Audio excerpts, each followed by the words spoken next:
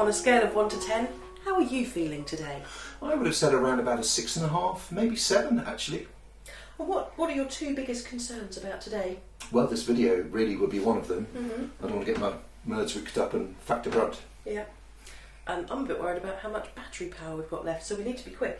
Right, so the toaster challenge is whether we can toast a crumpet and do some mental health first aid training.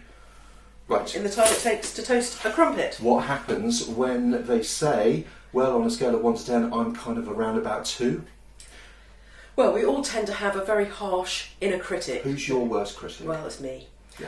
And your mother. And you. And we tend to assume that other people are going to criticise us as aggressively as our inner voice might. Yeah. And of course they never do. But we project onto other people all the things that we thought about ourselves. So when you ask me how I am, I've already worked out what I think you think, and it'll be what I'm thinking. So what's an alternative? So what we need is active listening. Yeah? Non-judgmental. Non-judgmental, reassurance. So how do you do that? listening. Ask me a question then. So what's bothering you, Jackson? Well, I am concerned about, whether or not I can remember what I'm supposed to be doing, but also whether or not I can find that time this afternoon that I know that I need to write the notes that I've got to make.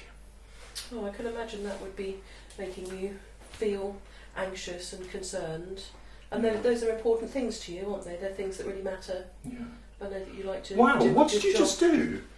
Well, I reflected back Yeah. what you were saying to me with some reassurance and kindness. You used actual words that I use, though. I did. I tried to echo some of the things you'd said.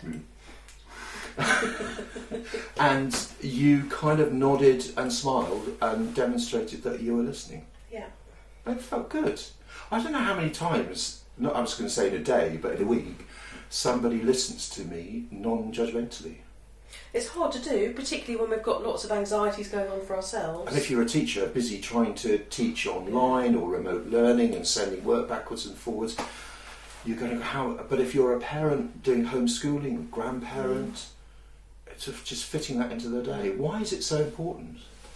Well, because without it, people don't feel listened to, and whatever is concerning them builds and builds and grows, rather than becomes manageable. And the best people to manage our problems are... Well, who's going to solve your problems at the end of the day? It will have to be me. It'll be all the garage. It will have to be me. So, reflecting back how I can help myself is the most effective thing that you can do. Yeah. It works really well, particularly with children's technical frustrations and Yes, anxieties. and takes them down a notch. It's like it takes the temperature out of the emotional situation. And I think also, it's certainly proven to have effects on blood pressure, on heart rates, on our release of adrenaline. So we lose that fight or flight or freeze response mechanism. Talking of temperature, our crumpet's nearly done. Do you want to summarise? You couldn't have timed that any better. Have you got a secret switch No, there? that or was just something? my sixth sense, my crumpet sense. 3 points to non-judgmental listening.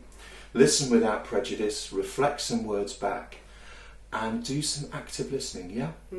Okay. Oh, okay. I understand why that's important for you. Next time, well, we're looking at further aspects of mental health and how we can support one another. See you then. Bye.